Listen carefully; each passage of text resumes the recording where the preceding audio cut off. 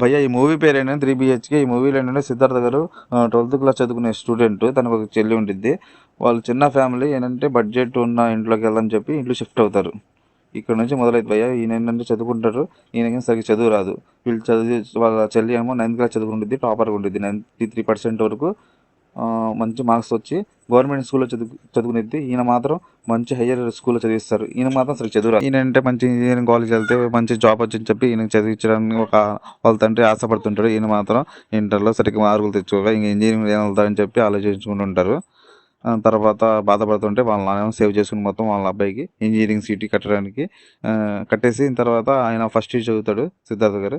తర్వాత ఫస్ట్ ఇయర్లో కొన్ని సబ్జెక్టులు పోతాయి, మళ్ళీ మానేస్తని చెప్పి వాళ్ళ ఇంటికి వస్తే వాళ్ళ నాన్న చెప్తాడు, వాళ్ళ ఒక మంచి విషయం చెప్పాలి ఏంటంటే బిల్డర్ దగ్గర వెళ్తాను, 15 లక్షలు కూడబెట్టుకోవాలని చూస్తున్నాం కదా చాలా రోజుల నుంచి, అవన్నీ ఇప్పుడు దొరికినాయని చెప్పి బిల్డర్ దగ్గర వెళ్తే ఆయన 15 లక్షలు చెప్పిన ఆయన తర్వాత సమ్ టైం తర్వాత వీళ్ళు వెళ్ళారు కాబట్టి అది 25 లక్షలు అయిందని చెప్తాడు. అక్కడ నుంచి నిరాశతో ఇంటికి వస్తారు.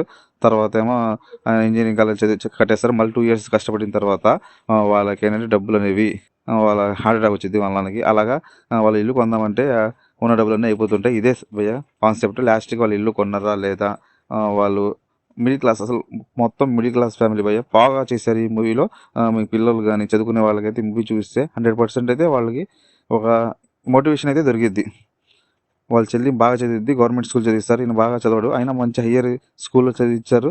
ఈయనకైనా సరిగ్గా మార్కులు రావు, మళ్ళీ సబ్జెక్టులు పోతుంటాయి ఇంజనీరింగ్లో. అయినా మోటివేషన్ తీసుకుని మంచి జాబ్ కొట్టాలని చెప్పి బాగా చదువుకుంటాడు. లాస్ట్కి ఏమైంది ఈ మూవీలో ఏంటంటే వాళ్ళు ఇల్లు కొన్నారా లేదా అనేది.